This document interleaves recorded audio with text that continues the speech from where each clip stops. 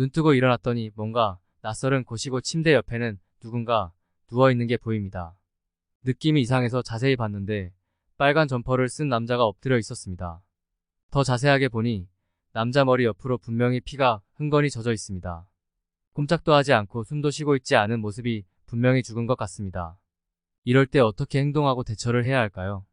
내가 일어난 곳이 그나마 내가 사는 집이라면 모르겠으나 그게 아니었습니다. 내가 살고 있는 집이 아니었습니다.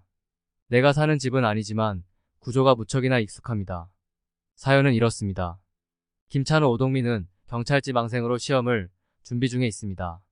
거의 하루 종일 집에만 있고 엄마의 도움으로 시험 준비를 하고 있었죠. 내일까지 시험 응시 접수를 해야 하는 날이라 이제 준비한 걸 쏟아낼 때가 다 된 거죠. 돈을 아끼려 언제나 중화요리를 볶음밥으로 시켜 밥만 덜어낸 후 흰 쌀과 섞습니다. 이걸 함께 볶아서 먹고 남은 건 냉동실에 넣어 고이 간직해서 다음번에 먹을 정도로 절약 중입니다. 차분하게 공부해야 하는데 옆집은 늘 시끄럽고 연인끼리 싸우는지 떠들썩합니다.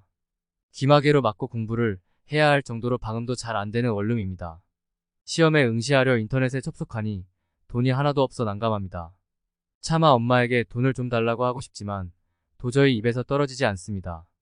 때마침 친한 형이 연락이 와서 친구들과 함께 술이나 한잔하자며 나오라고 합니다. 시험이 얼마 남지 않아 싫다고 거절하지만 형은 돈으로 유혹을 합니다. 돈을 빌려줄 테니 나와서 함께 간만에 술이나 하자고 하니 나가게 됩니다. 그곳에서 형은 경찰에 합격했다는 말을 하는데 친구가 의심을 해서 서로 싸우게 됩니다. 그런 후에 찬호의 기억은 완전히 끊겼고 일어났을 때 자신의 몸 상태는 완전히 엉망이었죠. 그런 상태에서 눈을 떴는데 바로 옆에 시체가 있는 걸 확인했으니 너무 놀랐습니다. 좀 더 차분히 상황을 살펴보니 이곳은 자신의 집이 아닌 옆집이었습니다. 뭐가 뭔지 몰라도 자신이 한 짓은 아니라고 생각하고 잽싸게 집으로 돌아가려 합니다. 무사히 집으로 돌아와서 한시름을 놓았는데 앞불싹 그만 핸드폰을 놓고 온 겁니다. 잠금 장치로 문이 닫혔으니 다시 들어갈 방법도 없고 폰은 무조건 갖고 나와야 합니다. 다행히도 바로 옆집이니 줄을 이용해서 창문을 이용해서 들어가게 됩니다. 이런 식으로 내용은 어떻게 보면 충분히 있을 수 있는 가정하에 전개됩니다. 정말로 내게 이런 일이 벌어진다면 잽싸게 폰으로 경찰에 신고를 하는 게 맞을까요? 내가 한 건 아니지만 찜찜하니 현장에서 나와 도망가는 것이 맞을까요?